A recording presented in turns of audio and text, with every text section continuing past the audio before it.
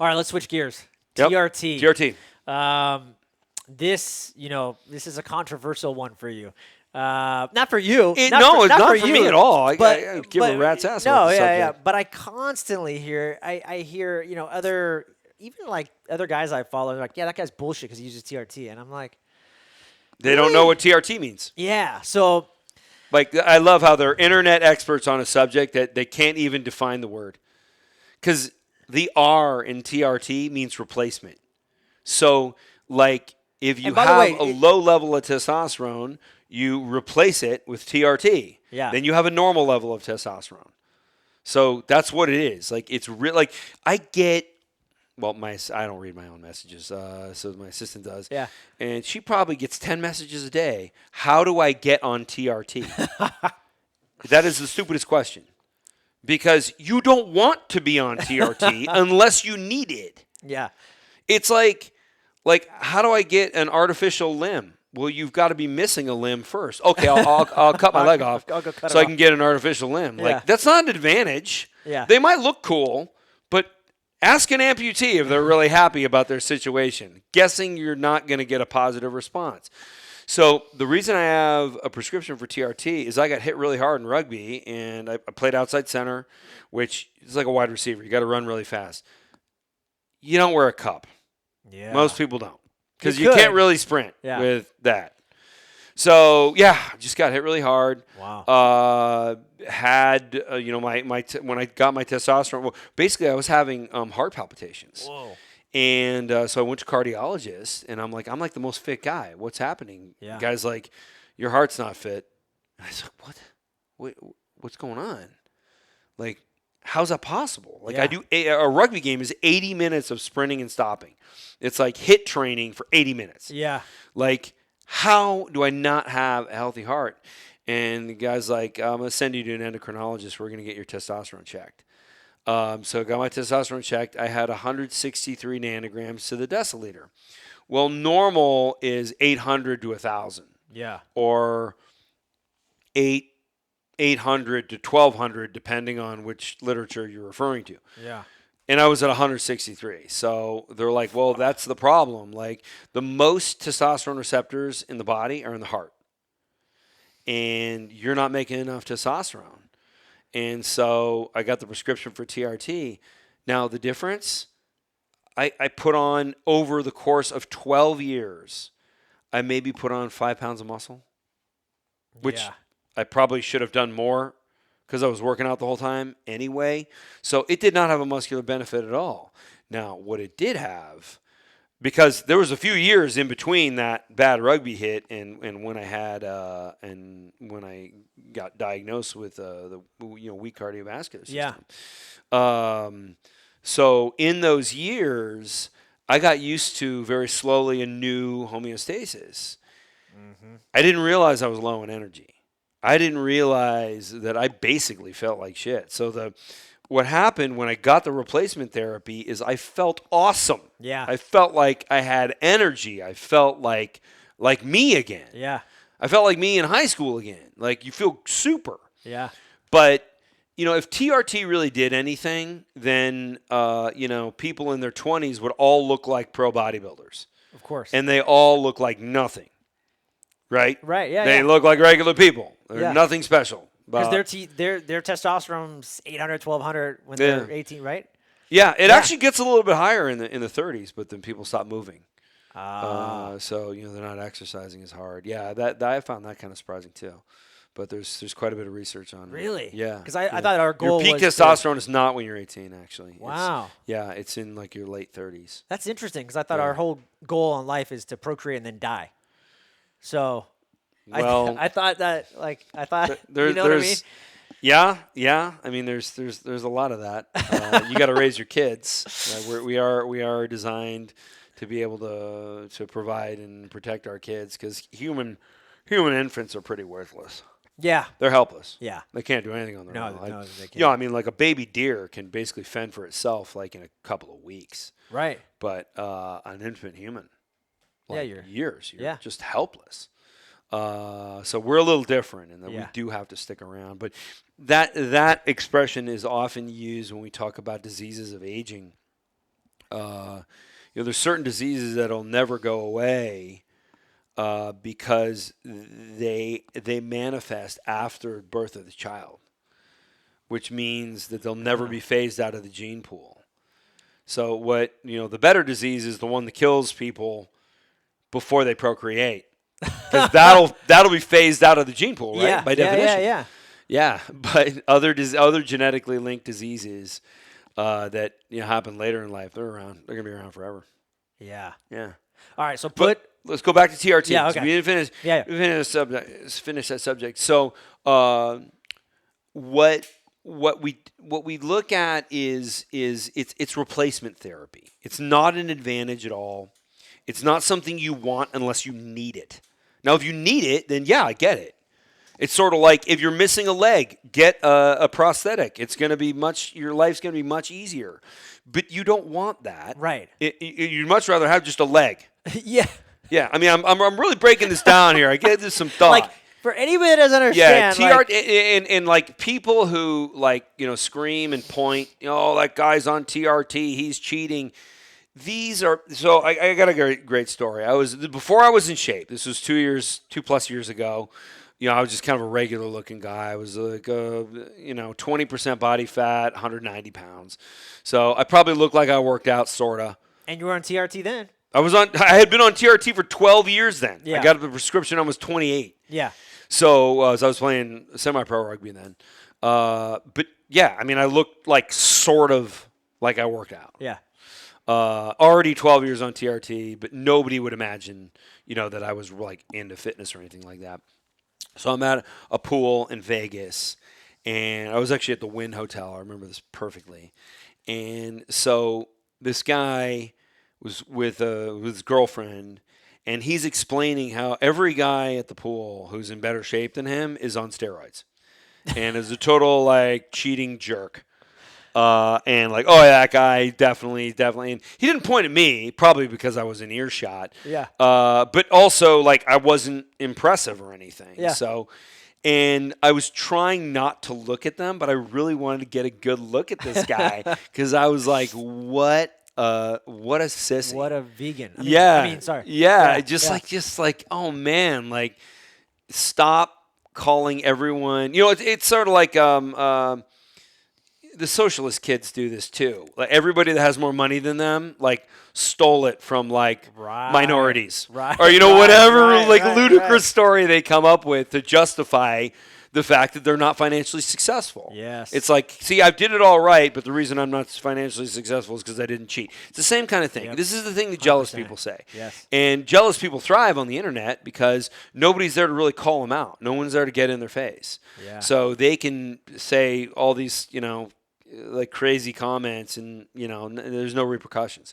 So everyone's tough on the internet. Of course. Right. Twitter fingers are strong. Yeah. Uh-huh. Yeah. Yeah. So I looked over at this couple, and the guy was picking out more guys who were in better shape than him, who obviously were on steroids. Yeah. And I mean, the people he was pointing out, they were just fit guys. Yeah. They were just guys with a bicep vein, maybe like 4 visible abdominals. Yeah. Just they go to the gym. Yeah. Like anybody. Yeah. And so I looked over, and the female caught me looking over, and she smiled and nodded my boyfriend's so full of shit. Yeah.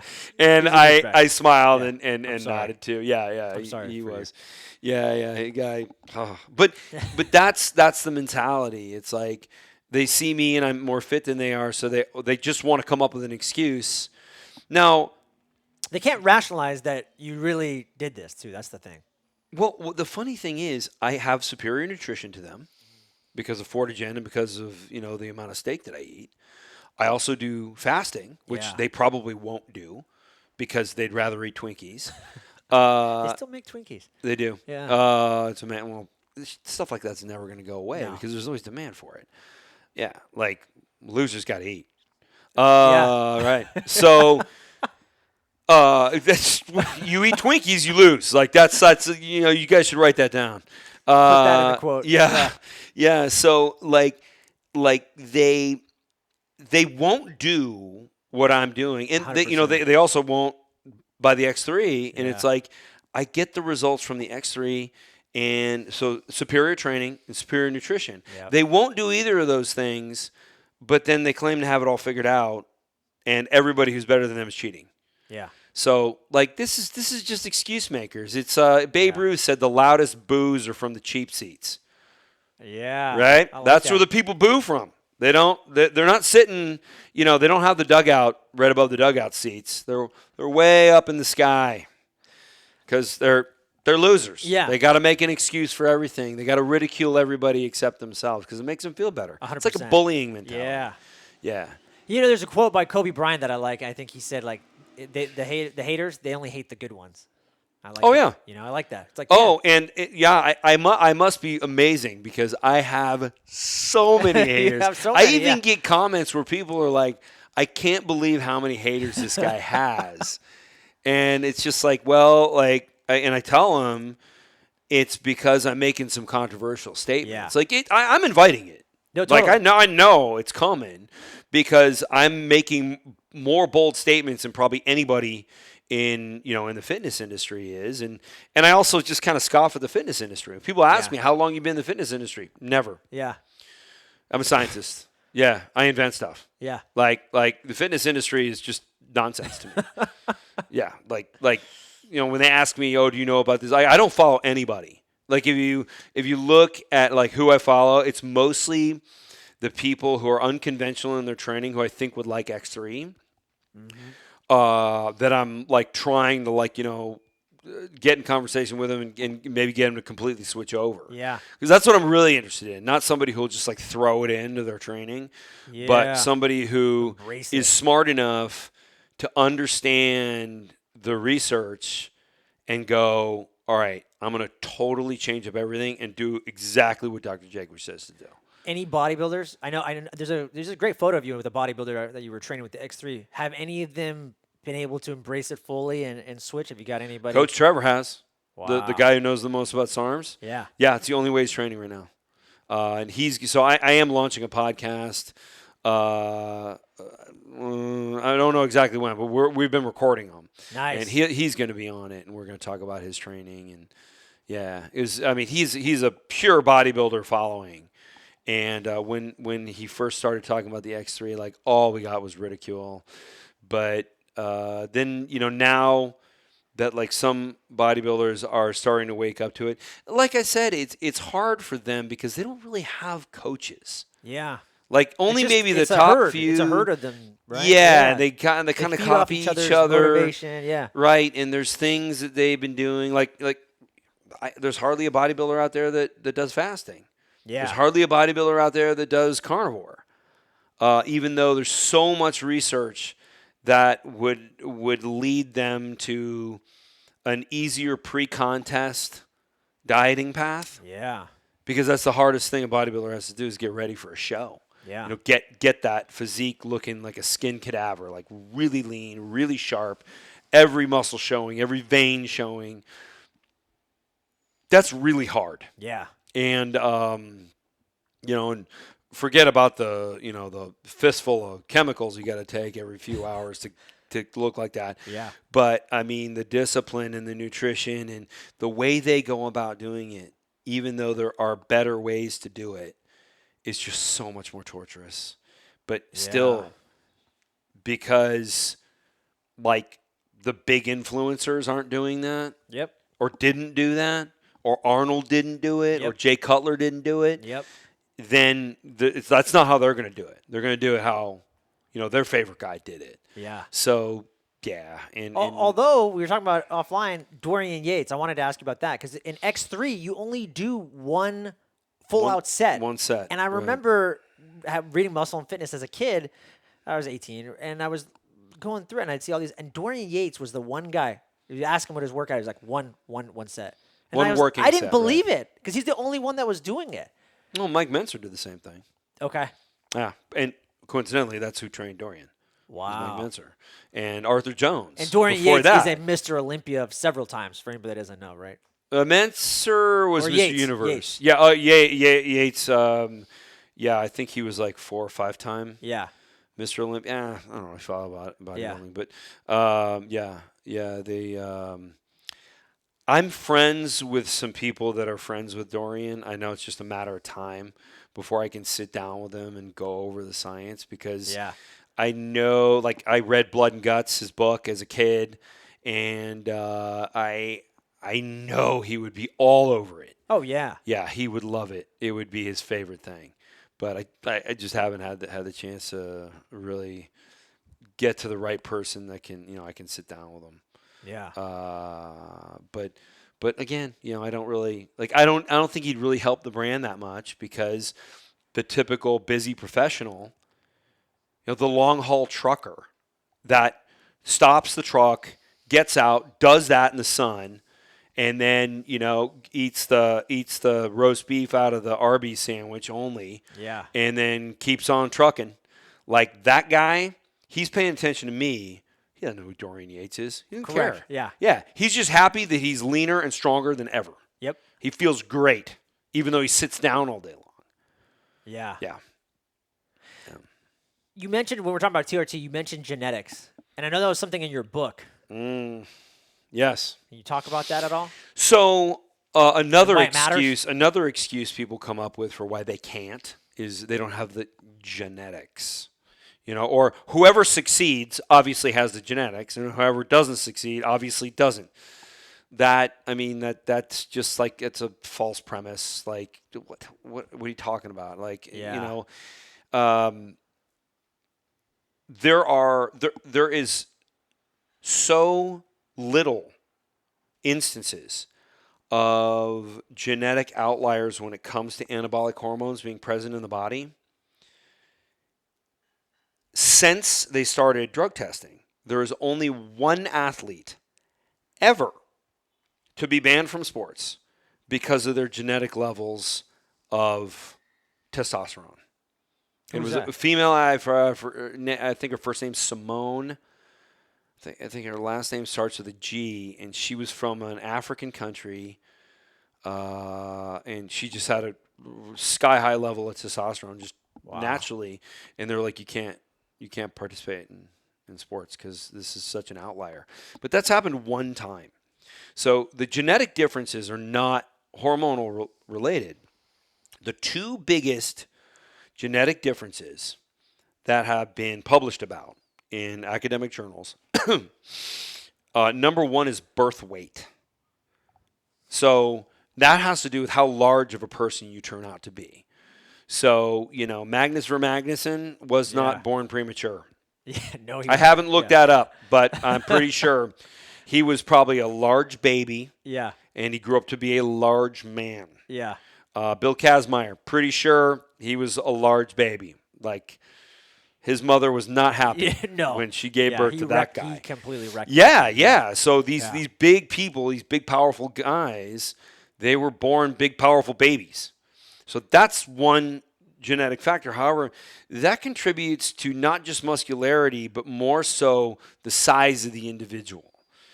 So when you see the strength athlete that's 6'8" and 320 pounds and is able to throw kegs over buildings, okay, well, like, that's a pretty big genetic.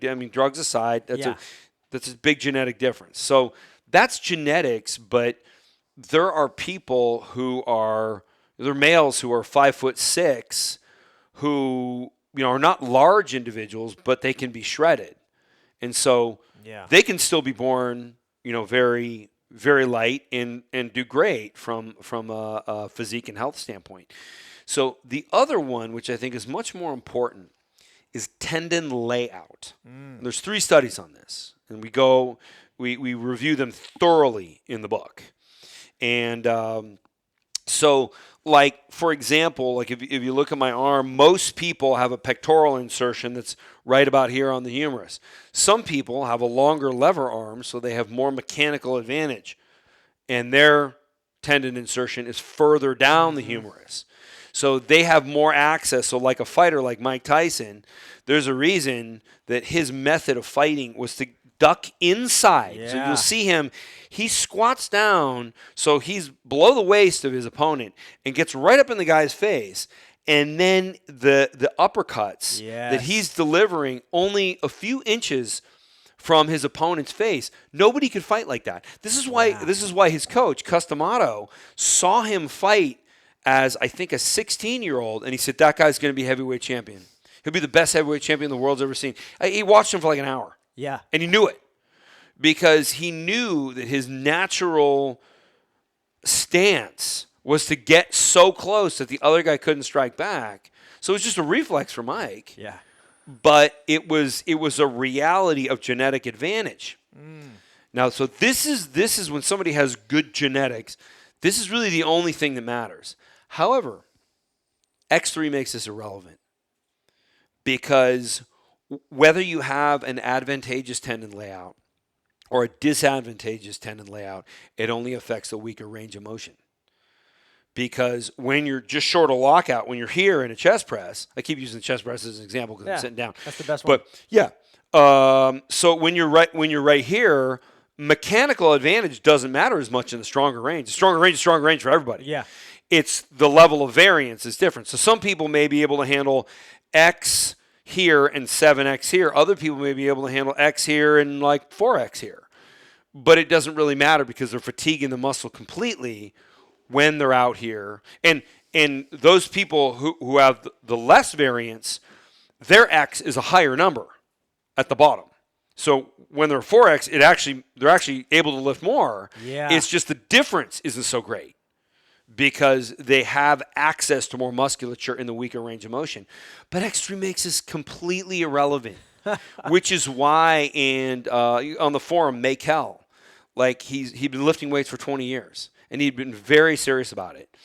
And he said, I just started growing with X3. Whereas like I worked so hard for 20 years. He said he got more out of X3 in 6 months than he did in 20 years of lifting. And like the tendon layout, like that is now we don't have enough information to do MRIs on people to find out if they have, an advantageous tendon layout or not. But we do know when somebody's been training for years and years and haven't put on a lot of mass or gained a lot of strength, they probably don't have that genetic advantage. Yeah. But X3 just takes that off the table completely and everybody can grow the same. That's amazing. Yeah. Wow. Yeah. Hey, before I want to get into like lightning round of questions. Before I do, is there any question that I didn't ask you? Because I know you got the book's coming out, and there's just we covered a lot. But is there anything that that I didn't ask that you're? We talked about a lot of stuff. Like when you in the X3 users group, you threw out the question. Any questions that you'd like to ask Dr. Jaquish, and there's a lot of people who had some good questions and some terrible questions. Some questions that are answered like daily on that forum. It's amazing how people don't pay attention. They just wander There's in. There's a search button. Yeah, there's a search button. That's right. Yeah. Nobody can find it apparently. Write that down. Yeah. It's just amazing how few people pay attention to that. But yeah, like some of those questions were good. One thing I get trolled on, and I do want you to ask this, is people make fun of me. Well, I mean, hey, it's like Kobe says, like when you're a winner, everybody's, looking to tear you down. And so it's very obvious that X3 is a massive winner. It's the fastest growing brand in fitness. Yeah. Like people who have seen the ads are like, dude, did you like buy Facebook? Like all I see is your ad. Like it's everywhere. You're everywhere. And so people are very jealous over this. And trolling on the internet is jealousy based. Sure. So what they go do is they Google me and they try and find something to make fun of me about. And so what they've grabbed a hold with some people, it's still pretty obscure, but I get it. Yeah. I might see it once a week. Whereas like the TRT thing, I see like 5 times a day. Okay. But so people, I went to a very small university, Rushmore University, which is headquartered in the United Kingdom. So now a couple of things. That's for the doctorate. Yeah, that's where I did my PhD. Yeah. Right. Yeah. Now, what I did when I wanted to do my PhD was I had already invented my medical device. before I did my PhD. So I wanted Wow. to do my dissertation on my own project. That is highly unorthodox. So I wrote letters to universities and talked to professors and, can I get this done? Basically, when you do a PhD, you're kind of paying your dues. Mm. So they give you a project that you probably would never want. And then you have to work on it for 6 years. Something you don't care about at all. And you have to go very in depth on that. And so I didn't want to do that. Yeah. And I kind of had, I'm a capitalist. I'm a huge capitalist. I believe in capitalism 100%. It's what created everything you see. Yes. Yeah. Every chair, every pencil, every building, all created by capitalism. So everyone who's not in poverty, capitalism. I'm like, wait a minute. Like, I'm the paying customer here. Like, I'm going to find a for-profit university that's going to understand what I'm offering, and I'm going to be able to negotiate with them. Because when I talk to people at Stanford, you couldn't negotiate with them. They don't care. Like, well, here's my challenge, and they're like, hey, we don't care what your challenge is. Yeah. Go here or not. Yeah. Yeah, we don't care. And so I found a university that was very small, that was for profit. And I said, this is what I want to do. And they're like, we are so excited to be associated with what you're doing. We're going to give you a scholarship.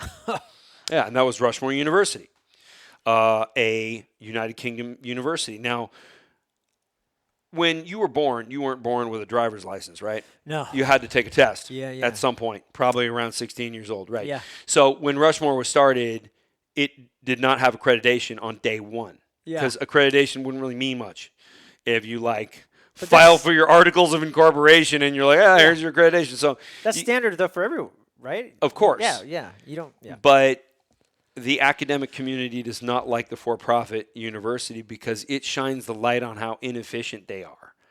And I mean, of course, now we got universities that are just indoctrinating people on some sort of political agenda and not even really educating anyone, which is criminal. Yep. But aside from that, so I wanted to go somewhere where I would get the value I wanted. I wanted to be able to, my objective was to be able to author papers that went into great academic journals. And that's a skill. And I wanted to build that skill. So my objective wasn't to be a university professor and get tenure. So, my objective, and my job was just to show up every day. Nothing against, I know a lot of great professors that work very hard and are very dedicated, but that's not what I wanted. Yeah. I wanted a skill. And these people were willing to train me in this skill. And it made perfect sense. For-profit university. The problem with Rushmore is because it's a for-profit university, it gets trolled like I do. So, it got accreditation in 2009, and I graduated from there in 2012. It got accreditation in 2009 from the United Kingdom, which is, it's not, a third world country. Yeah. It's like a real place. Yeah. You guys have heard of it, right? Yeah. United Kingdom. London's there. Yeah, that's a nice place too. Yeah. Well, probably not today. But it used to be nice. So, the university gets trolled like I do. In fact, I think they get trolled harder because of me. Yeah, probably. Because I'm probably one of their more well-known alumni, and because you're walking around with your Rushmore EDU shirts everywhere you go. That's right. Yeah. I actually got to order some. Yeah, see? I do need to promote the university, and I loved my experience there. This is an adaptation of my PhD dissertation. This was a hugely successful book, especially with how boring it is. I told you never read this. Yeah, this is a really boring book. Yeah, and hundreds of these sell a month. I still make a lot of money on it. I know who orders it. Doctors order it. Yeah. Because they want to know if this bone density technology is the real deal, and they want all the information. And, man, it's a 200-page book. All the information is there.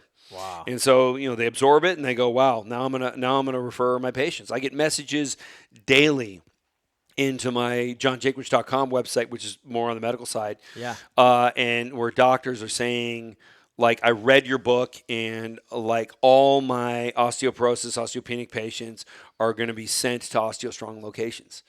Like very excited. And so, I don't need to connect with very many doctors. When they refer 100 people to an OsteoStrong location, that location is doing great. Yeah. Yeah. So so that was really the story of Rushmore. But what I love about the attacks so much is that you've heard of an ad hominem fallacy, right? So it's a logical fallacy where someone can't win the argument based on the topic, so they attack the person. Of course. That's an ad hominem fallacy. So they know, like when somebody attacks that, they're basically saying your science is invincible. Right. So instead, I'm just going to say, you're a jerk or you have a bad haircut. Yeah. Or, Steve Jobs made stupid products because he wore ugly mom jeans. Like something like that. It's like they're attacking me personally because they cannot defeat the product, which is, by the way, when people buy the product, they're not getting a glossy picture signed by me. Like, they're not buying me. They're buying that. Right. They're buying the results. They're buying the science. Right, yeah. right. They're yeah. buying the science, and the science is infallible. So every time I see that, it's like a huge trophy given to me that I created now two things that are absolutely world-changing technologies that are really helping a lot of people. Yeah. Yeah. And they're just reminding me of how great the technologies are. And by the way, Rushmore is accredited. Just put it in nail in the coffin. It's accredited. Go down to the bottom of the webpage. Right. You can see it. It's so funny. You go to rushmore.edu. Like the thing you read right in the footer. It's accredited. You go to Wikipedia. Yeah. You can do all that. Yes. Yeah. So I hope I keep getting that criticism because that means that people were too lazy to go to the website and actually check, and they're just copying what they read somewhere else. But it's the ad hominem attack that I love. Yeah. It's like the fact that they know they cannot challenge the science, they have to attack me personally. It's like when people would attack Steve Jobs for wearing ugly jeans. Like, really? Yeah. That's why you're not going to have an iPhone? So why you're going to have something that doesn't work very well? Because you don't like his pants? Yeah. Okay. That was good reasoning. Yeah. Yeah, right. Yeah. Yeah. Well, trolls. They're stupid. So that was it. Then nothing else. We asked everything. That was it. That was the only thing. That was the only other question. That was the one I was looking forward to. Because Yeah. I think a lot of people are afraid to ask me that. And I'm like, no. Yeah. Yeah, please ask me. I love it. I was actually impressed because there's like 15 questions I wrote down. I want to do the lightning round questions, and then I want to share the user group questions that we had. And do it. Just so everybody knows, like you responded to multiple, and you're like, please ask me this one. Please ask me this one. Yeah. So thank you. I appreciate that. Yeah. Well, I like to answer the more controversial questions where somebody can see a video. There's just something more powerful about me explaining it as opposed to, here's the study that, defeats that idea. And they're like, well, that's not what so-and-so says. And I'm like, great. I'm not that guy. So why are you here then? Why aren't you on that guy's social media page? Probably because what I'm saying is traditionally correct. Right. Right. Yeah. All right. You ready for the lightning round? Yeah. All right. Let's do it. So, by the way, I prepared for none of this. Totally unprepared. These were not shared with them. This is what we call organic. That's right. If the old you could see the new you, what would the new you say? So if the old you, how long ago are we talking? Like kid, high school? This is more philosophical this than is more. anything. Yeah, man, you flipped it back on me. Yeah. I don't know. I'm the guy asking the questions. You don't ask me the questions. All right, sorry. Yeah. So if looking back, what would you tell your younger self? If I could have told my younger self about that, I would. I don't know. I hope that I would be like the greatest running back in NFL history. Honestly, the entire time that I could have played American football, high school and undergrad, I was too small. I couldn't play. Yeah, I was too small to play. Like when I was freshman year of high school, I weighed 100 pounds. What? Yeah, I was 5'2", 100 pounds. When I graduated, I was 5'9" and like 130. So I wrestled. Wow. I wrestled like 130. So I you're wrestled. cutting weight and everything Yeah, too. yeah. I Yeah. went to a smaller high school, so I wrestled 152 sometimes, but I was way under that. And then I only weighed 160 pounds, even my senior year of college. Wow. Yeah, yeah. I mean, I was just that, and that was rugby. Like that's why I played outside center because that's kind of a smaller, fast guy's position. Like I couldn't be a forward. Like I was too small. Yeah. And so I would have told myself about that invention and, maybe not launched it then because I don't think the world was ready for it when I was in high school, but I would have had a secret unit in my parents' garage Yeah. and I would have turned into the athlete I am now in a 19-year-old's body and oh, I would have done amazing. Crushed it. Yeah, as I'm faster now. I'm 43 years old, Injury but free. yeah, Yeah. injury free, and I have incredible speed, and Yeah. I can do box jumps that beat people who do box jumps. I don't even do them. I just walk up and do a box jump, and people are like, "Wow, like where do you train out to do that?" And I'm like, "I've never tried that before." So like just the power and the tendon and ligament thickness that I have from the loading, like there's Yeah. a huge adaptation there. A great study from 1996, Benjamin and Ralph's, that looks at the fibrocartilage uptake in the thickness of tendons and ligaments. That's what we're doing. Like Yeah. everybody who uses X3 is building very powerful tendons and ligaments. It's going to keep them going forever. Yeah, we're going to see athleticism in older adults that we've never seen before, all because of that. Yeah. Yeah. The cool thing I was just thinking as you're talking though is imagine now the impact that this device is going to have on the kids of this generation. Oh yeah. Like what you just said. The like, ones that I actually didn't do it have and but like don't listen to their like friends who have like a 1980s Flex magazine that their brother gave them. Exactly. Yeah. Yeah. Yeah. Yeah. All right. Next question. What are some choices that made you who you are? Knowing the difference between learning and education. Wow. I think formal education is varying degrees of disappointing in its delivery, Yeah. but learning. See, most people go to college and they pass classes. Yep. I went and I started when I was an undergrad, it was like I basically majored in fraternity and minored in rugby. And I also attended some classes. I was very stereotypical. It's like my girlfriend makes fun of me for being a frat boy. I prefer fraternity, Well, man. you have the engraving to prove Yeah, it. yeah, the brand, yeah. Yes. She makes fun of me for my Sperry's. Yeah, she says they're very fratty. Very fratty. Yeah. Yeah.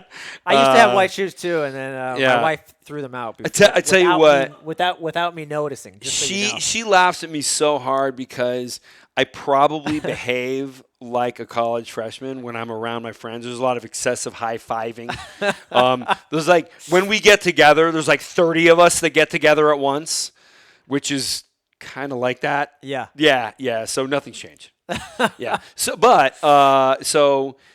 I when I went to college, I first went because I wanted to pass classes, graduate. Yeah, of course. That's the goal. Yeah.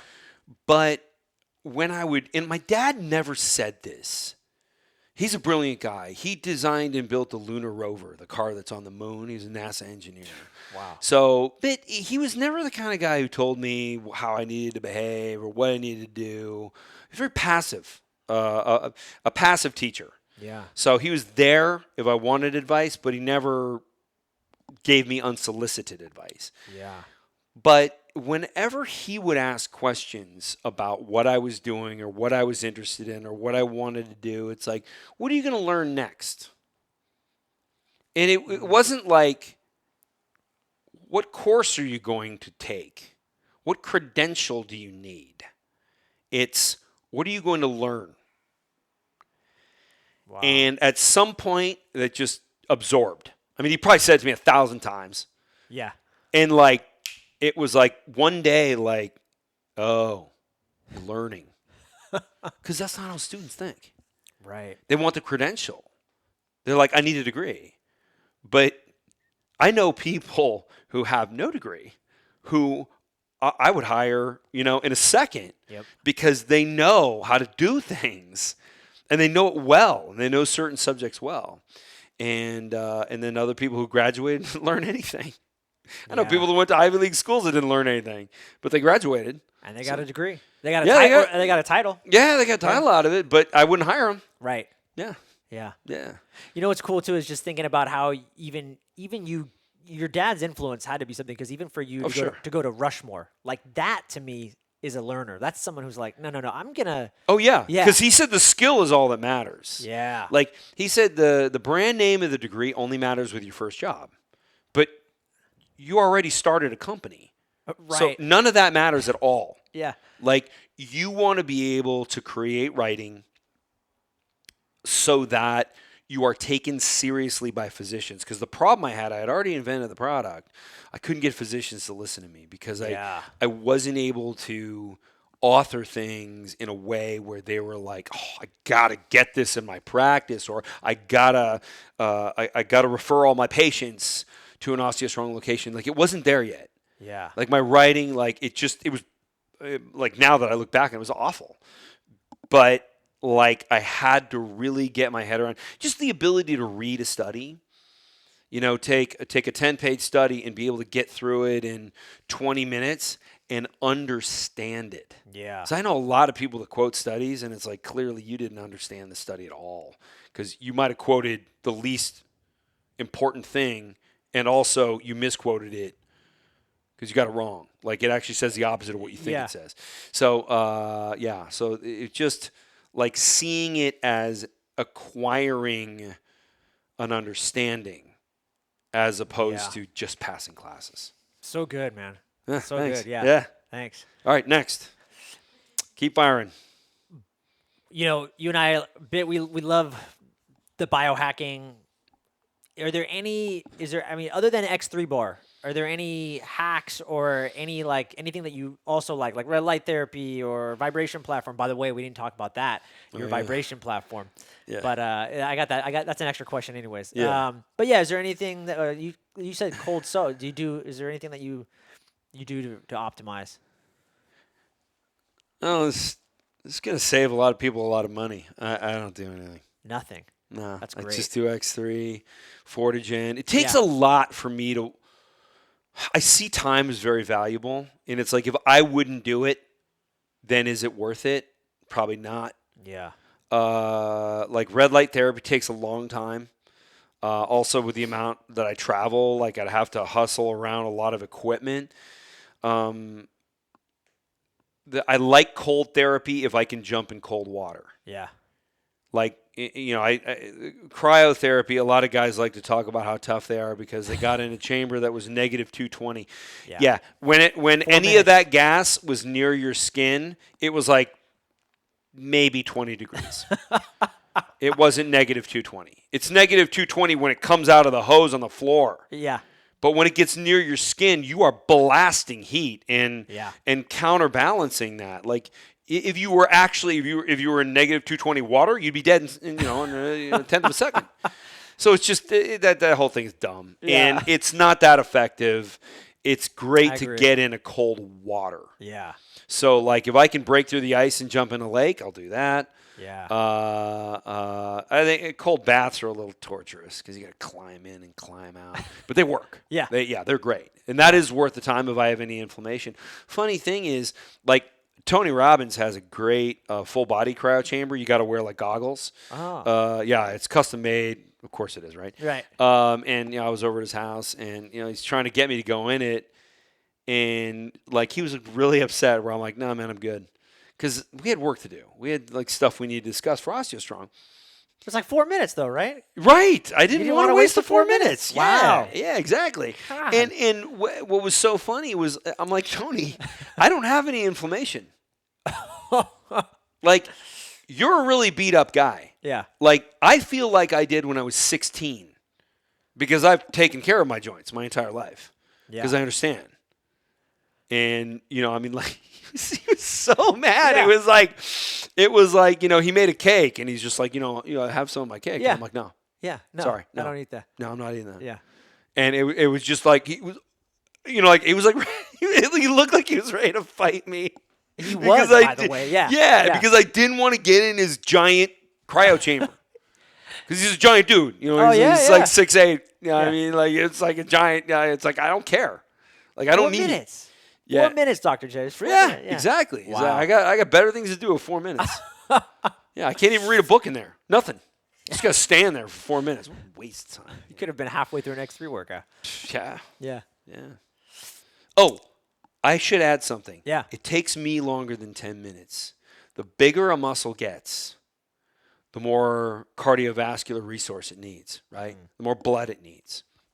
So it does not take me 10 minutes to get through a workout. It definitely takes me 15. Because at every set, I'm like... exhausted. I'm glad you said that. Really, yeah. The Yeah. bigger a muscle gets, the more cardiac demand it has. And yeah, I mean, I can't get through a workout in 10 minutes anymore. It's yeah, especially like after I do 15. the squats with the lunge position. Yeah, it the takes split me squats. it takes me the split squat. Yeah, it takes me a little bit of time to. I collapsed on to the ground. to go to the Yeah, next one. Julie watched me do it yesterday, and I'm like on the ground gasping for air. Yeah. Yeah. Yeah. Kaboom! Like a tree Yeah. tree falling. Boom! Yeah, she said, I'm sure the downstairs neighbors hate us. Yeah, well, they probably They're probably hate us. they're probably I'm okay with it. eating salads. Yeah, yeah. They're probably on bodybuilding.com, so Yeah. I don't care about those people. Yeah. Tell me, I'm a big reader. Tell me, like, I don't know, 1 to 3 books just like most impactful for you that you'd recommend someone else read. Peter Thiel's last book was awesome. Is It was this- it was like I could rip the cover off it and just put like Jaquish Biomedical Business Plan. Like that's 0 to 1, right? Is that what we're talking about? 0 to 1. Yeah. Yeah, it was like exactly how my company is designed. And I already, did the company Yeah. and then read the book. It's actually Henry, one of the smartest guys I Yeah, know. Like yeah. he works with me, and he's like, "Dude, you got to read this book. Like this is like about what we do." Wow. And it was amazing. And I tell everybody who's like, what do I do if I want to start my own business? Read that. Wow. That's the book. Like, there's a lot of people that. It's like people ask me to comment on success, and I can only comment on my success. Yeah. Because I don't like it when people, like, they start a business and they do well, and they're like, well, here's what you need to do in business. It's like, no, man. Talk about what you did. Yeah. Because not everybody's going to go out and invent multiple breakthrough products. Because that's the hard part. Yeah. Like, there's also good marketing, and there's a lot of things you got to do right to make it successful. Finding the right model, like in your case. Yeah. Right. Yeah. Forcing myself to be a model. There's a whole section in the book on me being like the model. And the real reason I picked myself was because I knew anybody else would screw it up. Because if I pick some like already fit guy, some like former Mr. Olympia or something like that, the problem is, would they believe in the research like I do so that they would not like throw in some other like goofball stuff? Yeah. And I was like, no, like anybody else would screw this up. I'm the only guy who's actually going to follow my principles, because at that point, nobody believed me yet. Yeah.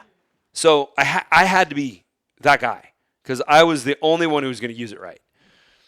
I was thinking about too when we were talking about just bodybuilding.com. Like if you got some like ripped guy or something, like you'd be almost feeding into that, and you are the antithesis of bodybuilding.com. So Totally. I did not realize at the time how much people were going to enjoy learning.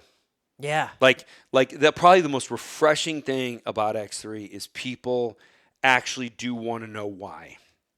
They do want the answer. Like, people are not lazy. Now, I boil it down. It's usually a couple sentences and here's a reference, and that's what the people are looking for. They don't want to read a book or a paper. No. But they do want to know why. And that has been incredibly refreshing. That's going to make a smarter world. I now that I see people behave like that, I don't know that I'm changing the world. I think there's a movement where it's like somebody makes a broad statement about politics or something like that on Facebook, and it's like, yeah, can you give me a reference for that? Yeah. Can you show me some evidence that that's actually happening? That like 5 years ago, nobody asked for that. They just took it at face value. It was just like, oh my God, like Trump's an alien? Unbelievable. Like, right? And you see just a Google or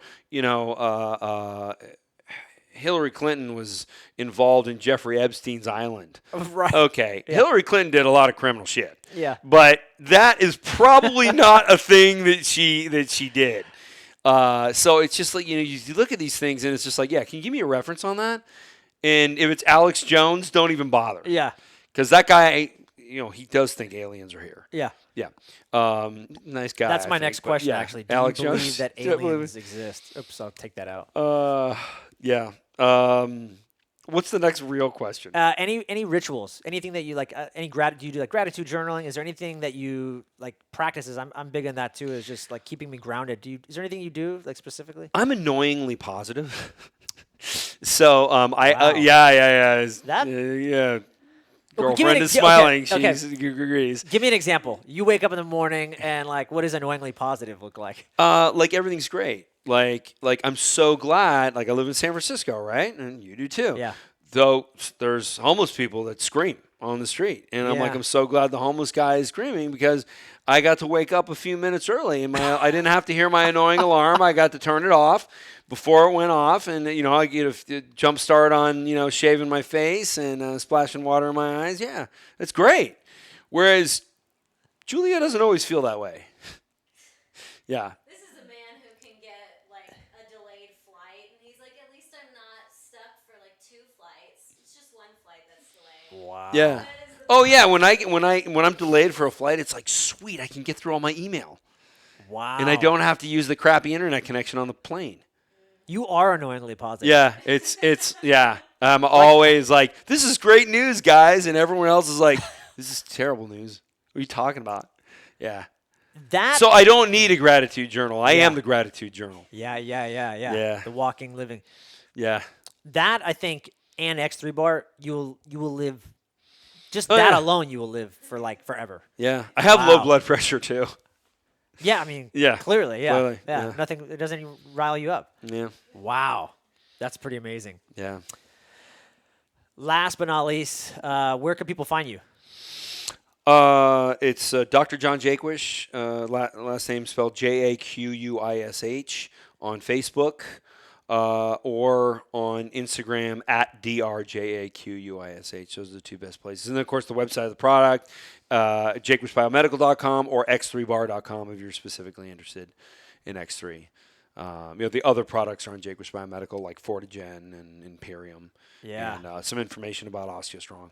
Very cool. Yeah. Dr. J, thanks for being on the show, man. Yeah, thanks And for then- having me. And then we'll finish up, and I got like 15 questions or so. At the end of the episode, we'll just do from the users group. Sound good? Do it. Yeah.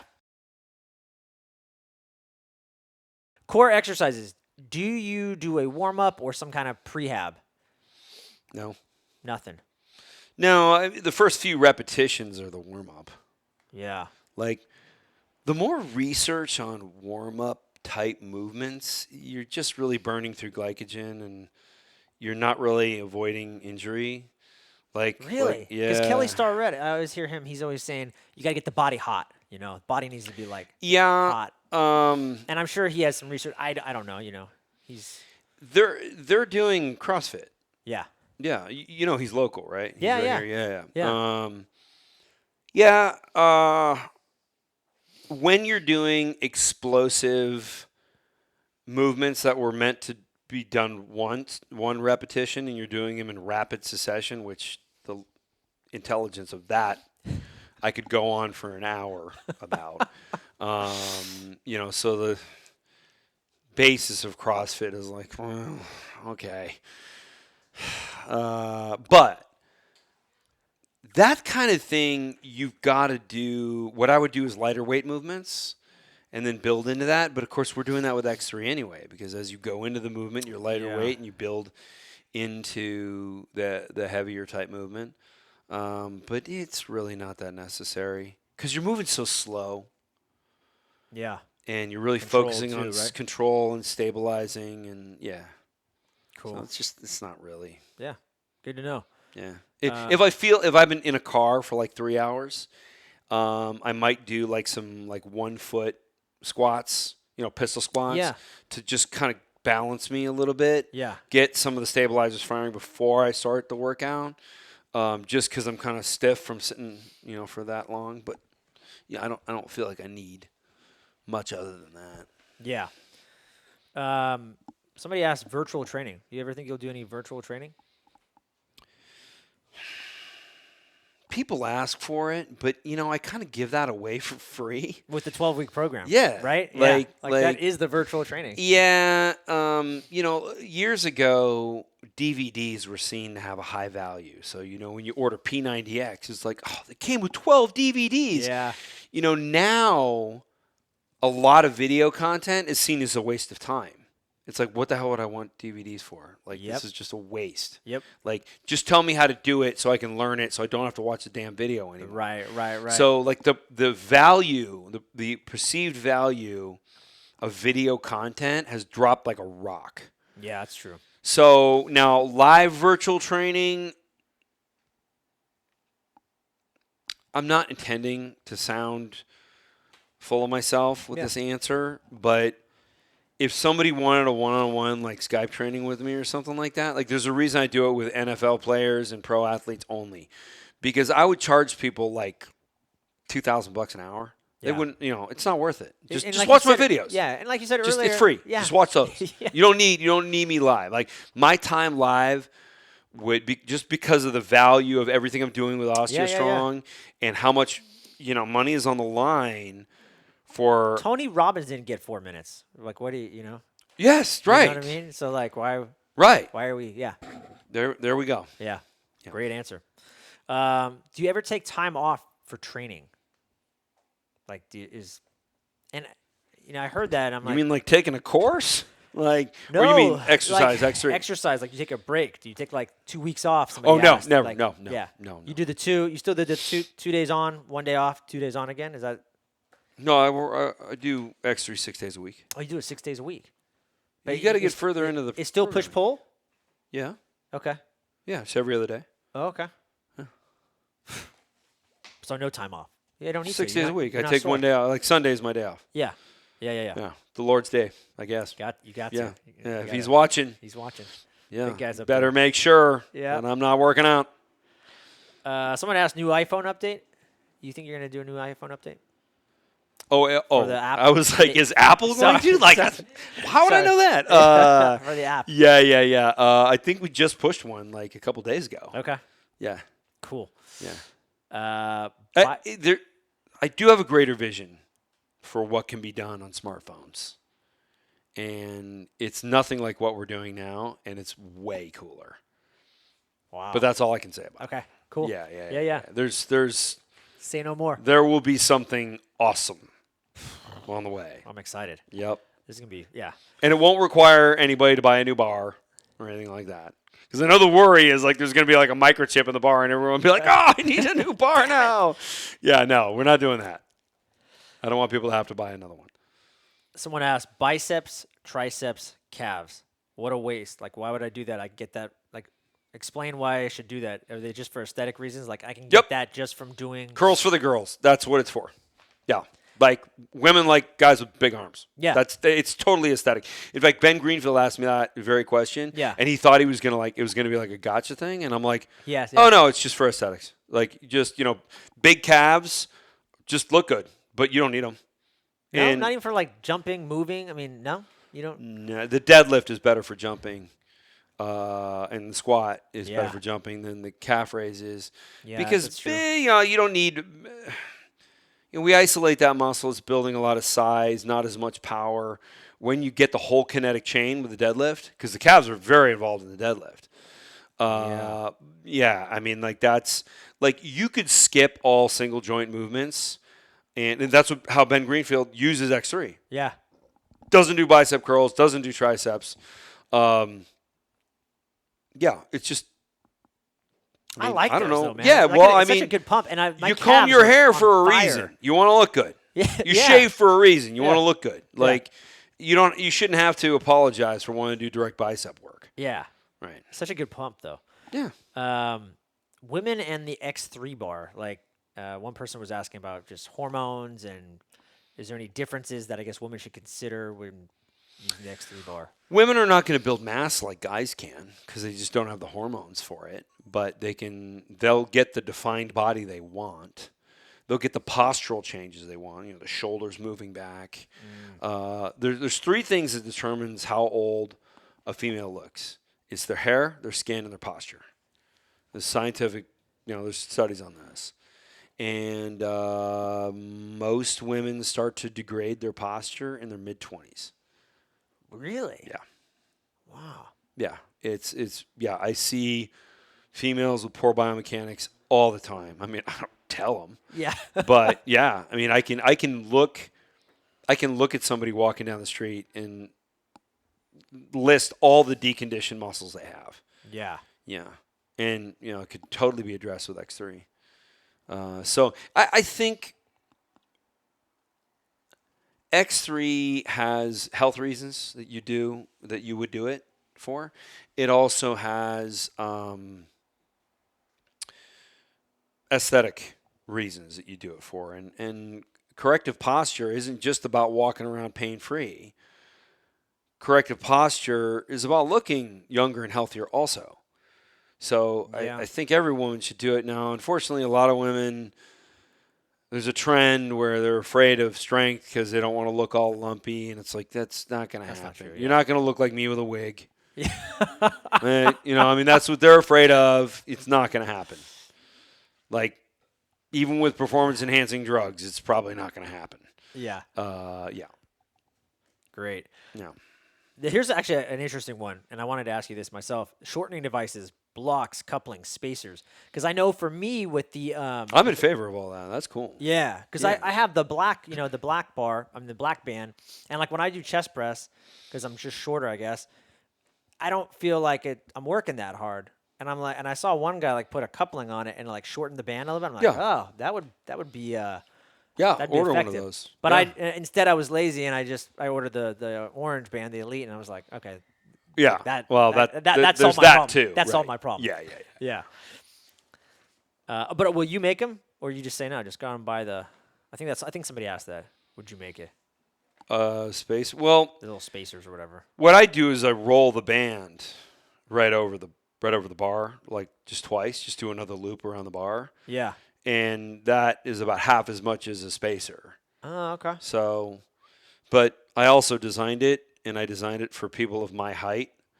So it's perfect. What would I need a spacer for? I'm 6 feet tall. I designed it for 6 feet tall guys. So, yeah.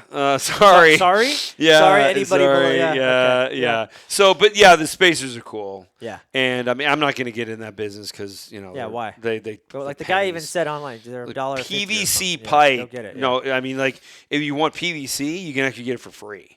Yeah. You just go to the hardware store and give me like 2-inch, inch and a half pipes that are about that long, and they'll just cut them. They look here. Yeah. Yeah, take it. Yeah. Exactly. Yeah, it's worthless to us.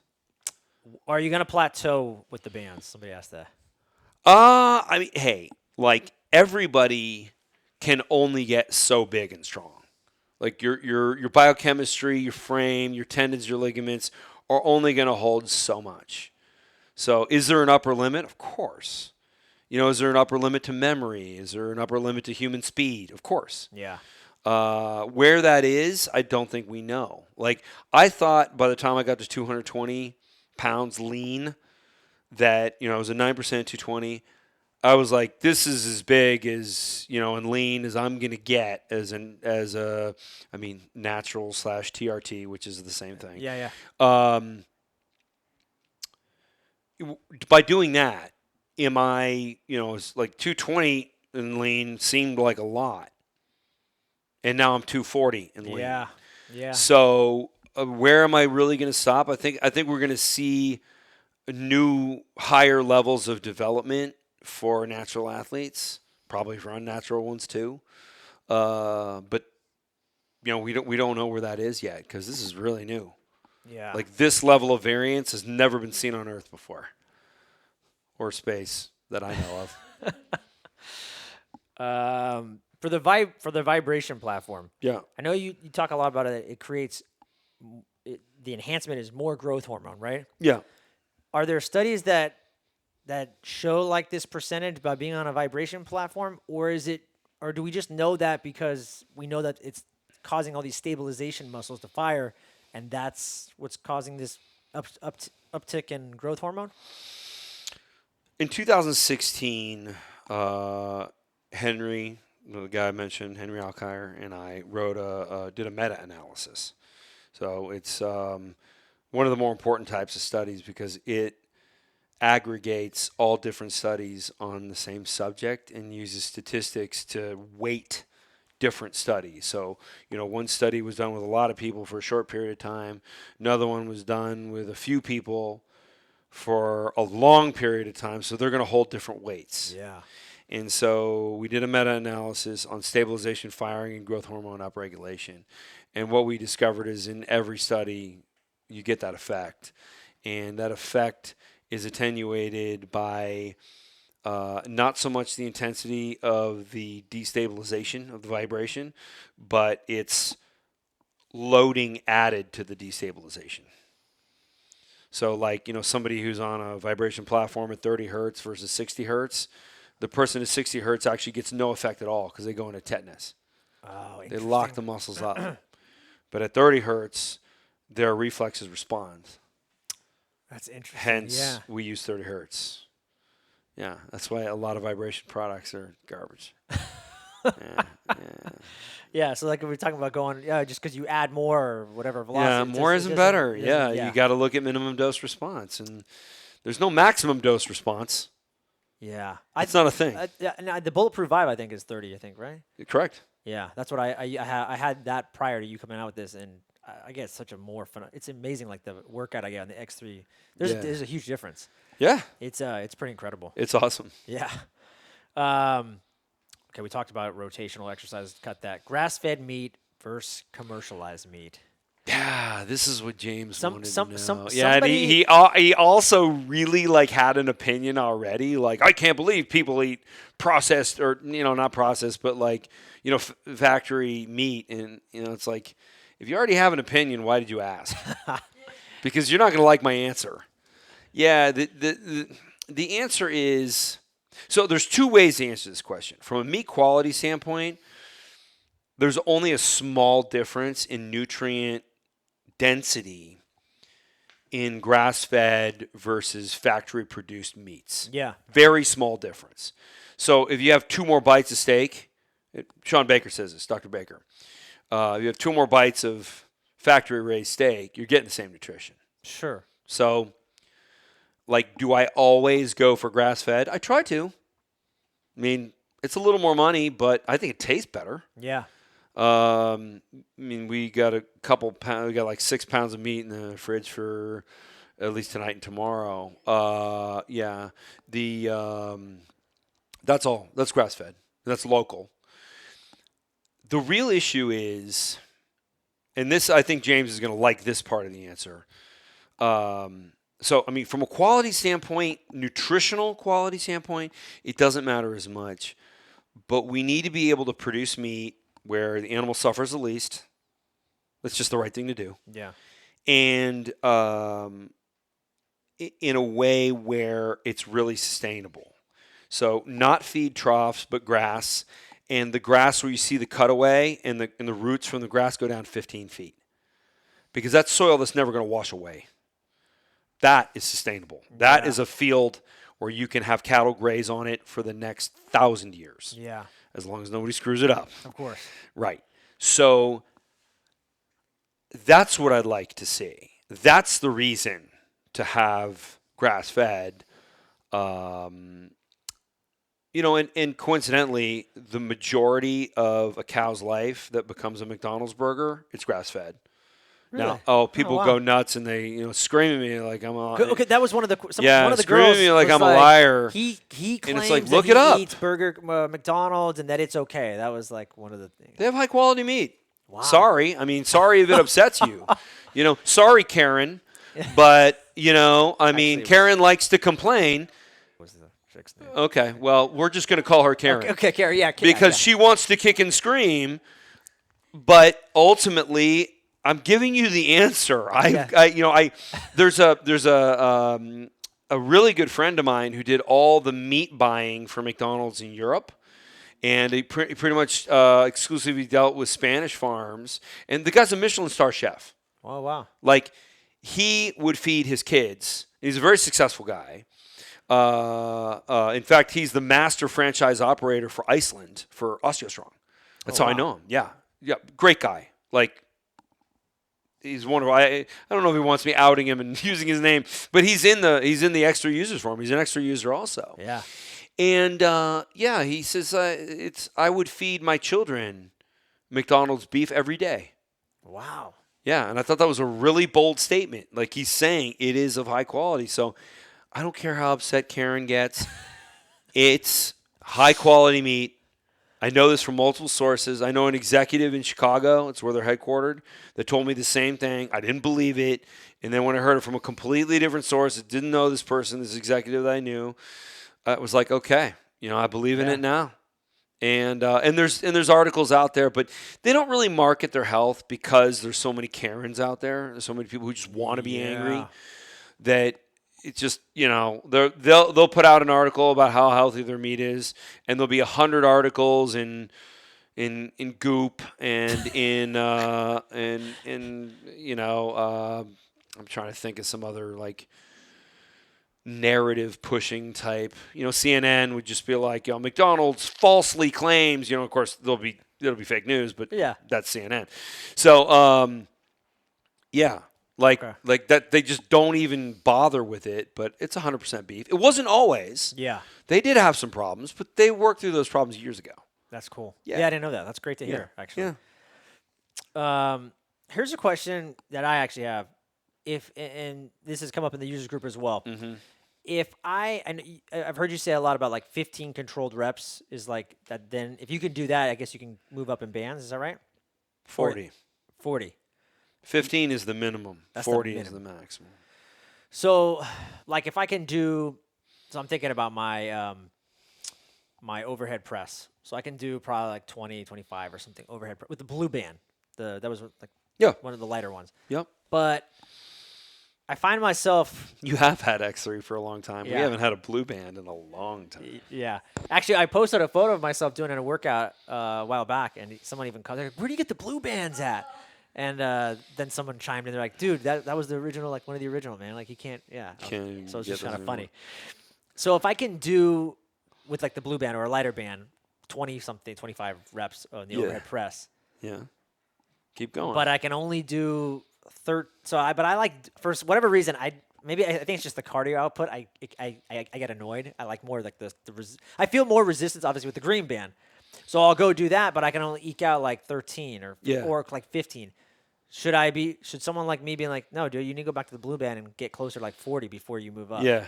Okay. Yeah, that's better. Yeah. Yeah. And they should be like 3 seconds up, 3 seconds down. Slow and controlled.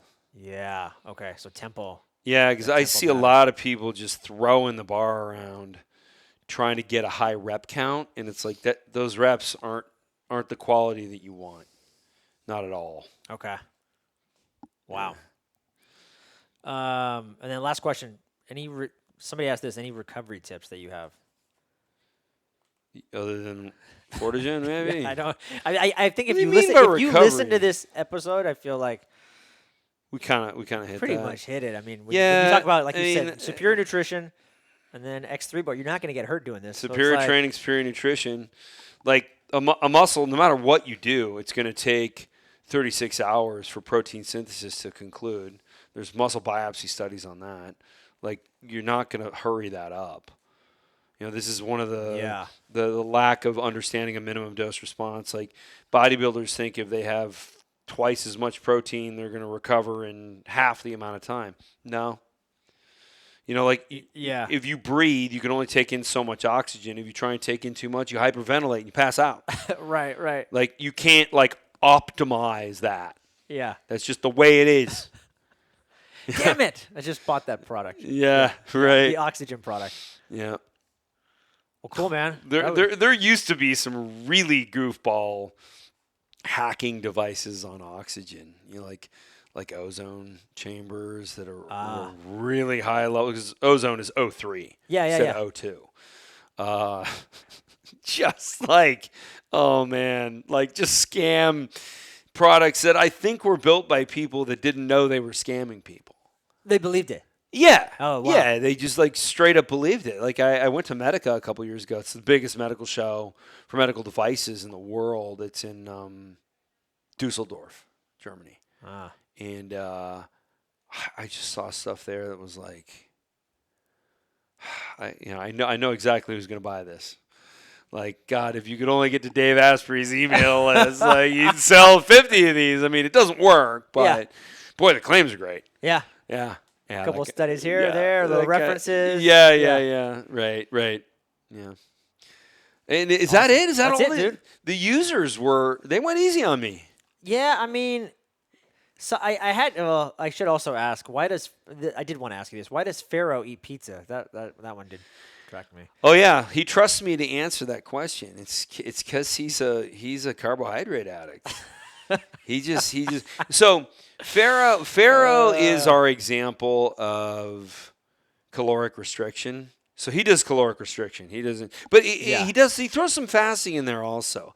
I think he would, and I know this is going to like frighten people. He would actually be a lot bigger if he focused more on protein and like didn't eat the pizza. Also, he acts like pizza is like his main thing, and it's really like an every once in a while thing. Yeah.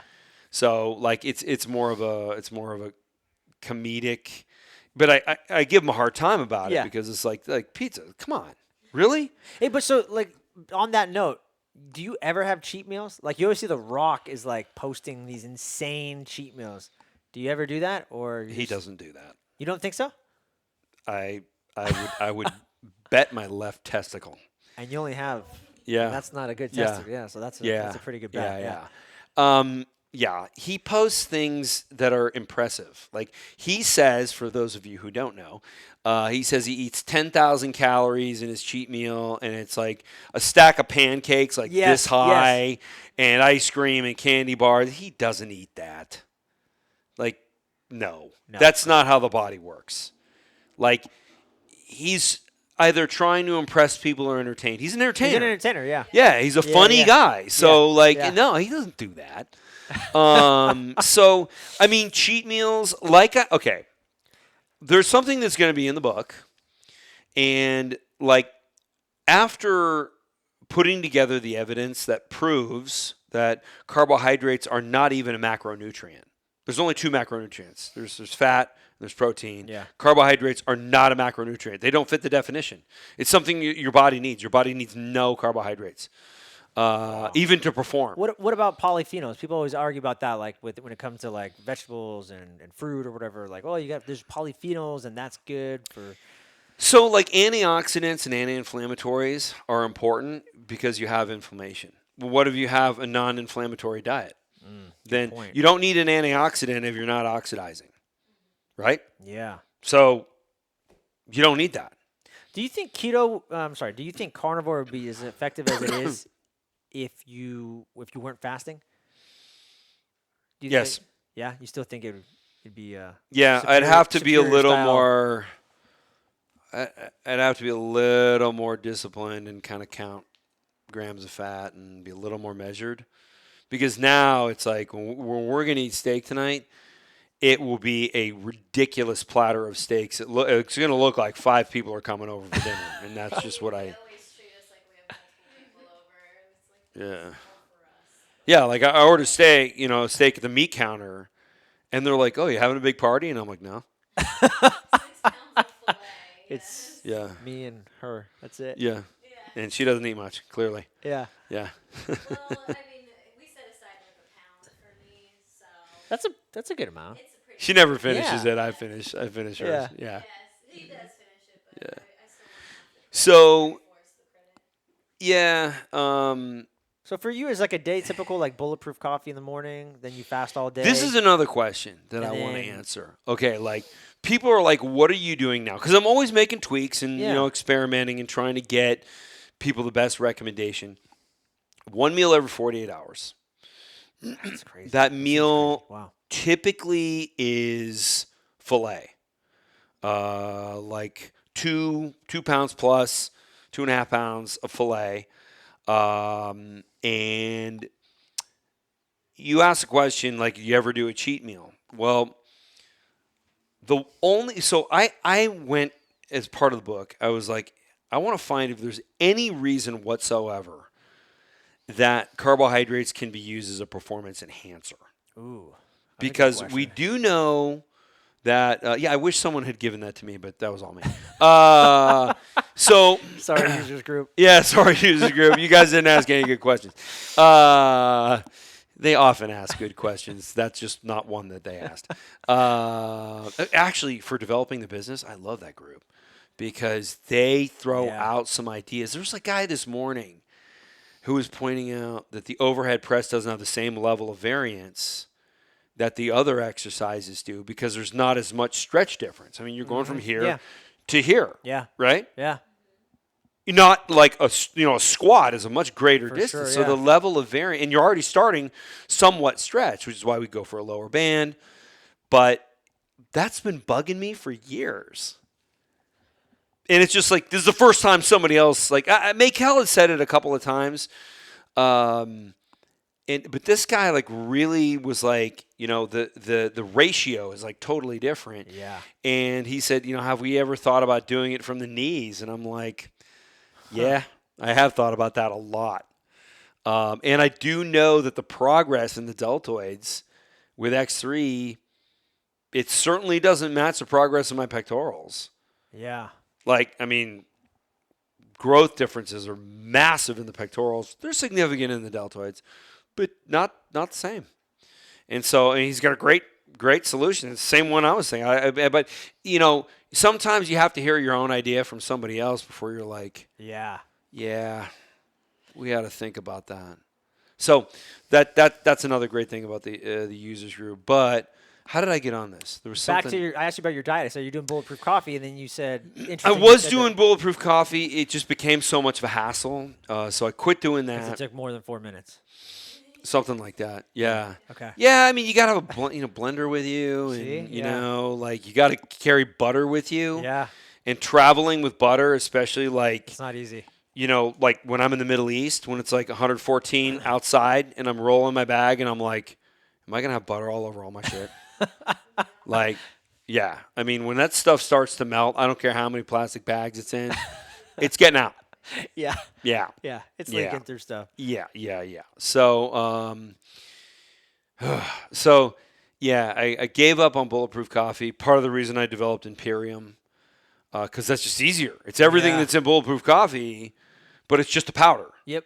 And I just put that in my check bag, and don't put it in your carry-on because the stevia sets off the explosive alarms. Really? Apparently, stevia is a chemical or is very chemically similar to something used in plastic Wow. explosive. Yeah, I didn't know that.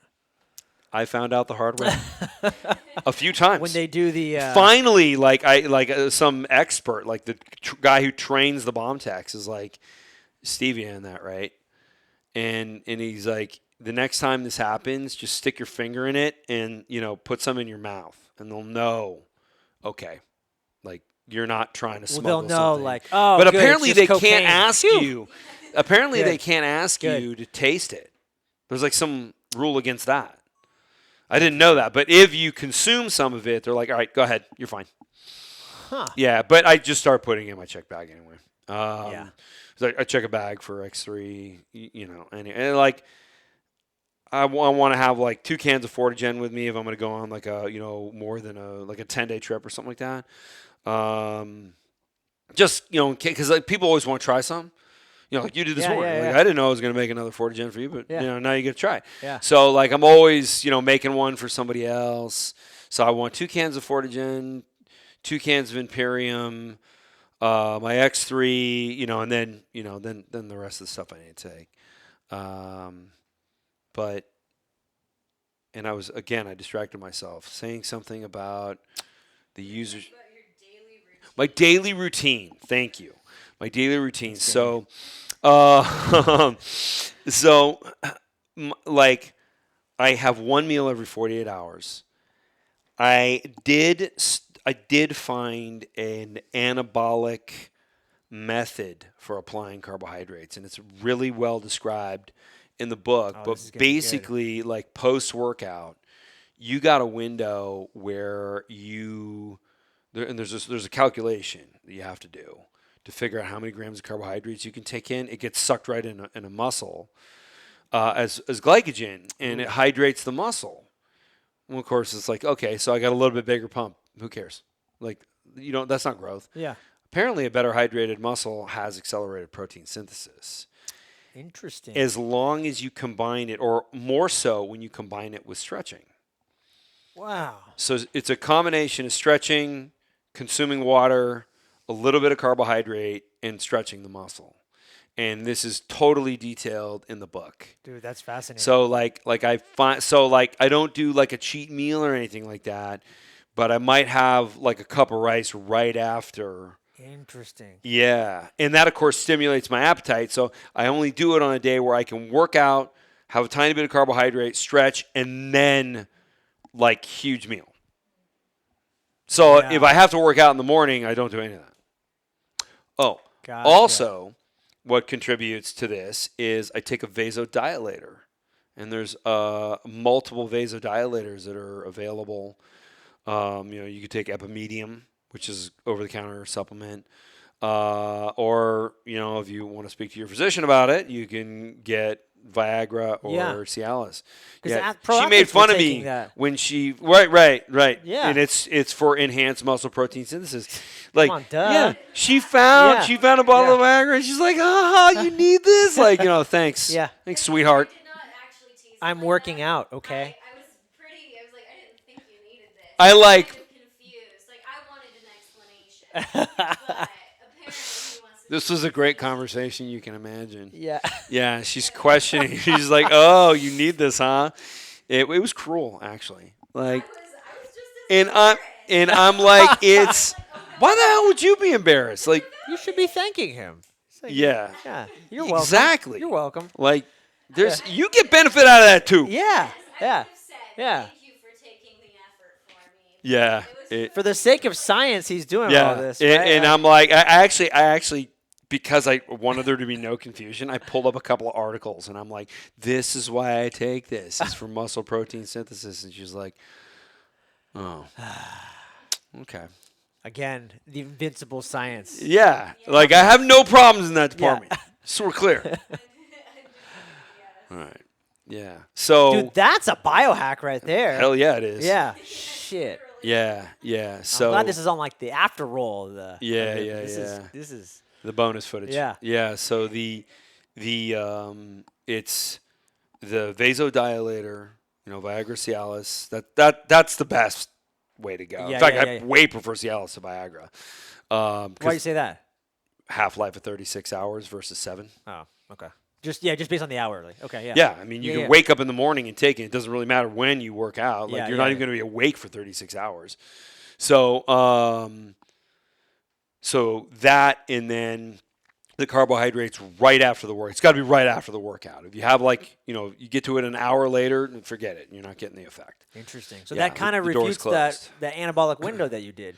But you're just saying. I think you're just speaking in generalities, right? It's not anabolic. It's hydrating. You're just hydrating the muscle for anabolism later after you have. So that anabolic window doesn't exist, but there is a window for hydration, Okay. Which for is then, extra muscle hydration. and so then you're gonna look more fuller and everything else. You will, but Right. you also have more growth, which is, I mean, Yeah, which is that's getting that's a pump is like, Yeah, I don't know, I who don't- yeah, cares? exactly. But it's like, let's hydrate the muscles so that we can get more growth. And then when you do the hydration and then the stretching, there's a limiting factor for growth based on the flexibility of the muscle fascia. So the casing around the muscle, like, my tricep has a really tight, hard casing around it, which is one of the limiting factors of growth. If I can create more room in there, I'm allowed to have more growth. It's a limiter of growth. So you fill it with hydration and then you stretch it, and then the stretch is much more effective. Yeah. And then later on in the evening, when you go into muscle protein synthesis, usually after you have a couple pounds of steak and your Fortigen and then go to sleep, then that growth happens. That's what I wanted to ask too about the Fortigen. You'll do it, so then you do that in the morning as like part of I do one in the morning and then one right before bed. right before bed. Yeah. Okay. Yeah. And that's just when you're sleeping, you're just growing. Yeah. Yeah. Yeah. But people do complain that they have to get up and use the restroom. I don't care about that. Do you ever track your sleep, by the way? Yeah. And did you notice anything different from adding the Fortigen in? Did it change anything as far as deep levels of sleep? Fortigen makes you dream for some reason. Really? Yeah. Yeah. You I have never pretty dream, vivid dreams. So that would be like I never. I bet you will remember tonight. Yeah. Yeah. No, you that's have crazy. really vivid dreams. Yeah. I mean, I don't Okay. know. There's never been research. This is why I've never talked about it. It's like I like talking about the things that have a scientific backing to it, and there's no, but you'll see users say, I wake up from crazy dreams, and mine aren't so crazy, but they're really vivid. Just vivid. Yeah, you remember them. Yeah. Yeah. Yeah. I mean, hey, Wake you up from one not that long. it's true. You did. Yeah, I mean, but it's not like, screaming because I'm covered with ants, right? Like, it's not like that. Yeah. It's just really like, have a conversation, you wake up and you're like, was that real? Did I talk to that person? Yeah. Am I remembering something? Or is that, so that's hard to explain. So I don't. But the vivid dreams, and I also quit alcohol.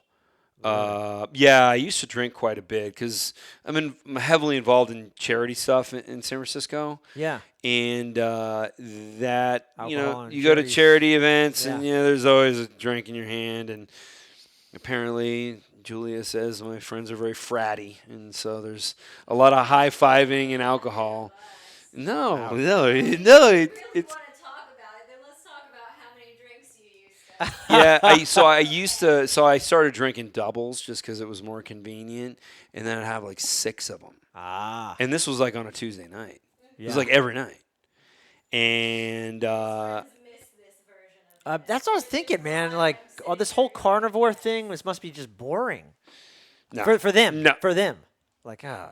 Actually, Not for you, a lot of them have started drinking less and going carnivore because Wow. they like the results that they see I have. So, I don't. It's funny. Like, a lot of the people who quit drinking, they don't really miss it. Like, I don't miss it. Yeah. Like, I can go and just drink water or drink club soda or something like that, and I don't feel like I had a bad night. Yeah. I that's the might key. I might think a few of my friends are pretty annoying. Right. Because when you're not drinking and everyone else is, the guys who drink a lot, you're like, I got to get away from this guy. Like, he's so annoying. Yeah. Whereas, like, normally you're on the same level, so it just doesn't. It doesn't No, register. that's for sure. Yeah. So now my sleep quality went way up when I quit booze. I've noticed that for myself too. That's with Aura Ring. the biggest difference in sleep quality is alcohol. Yeah.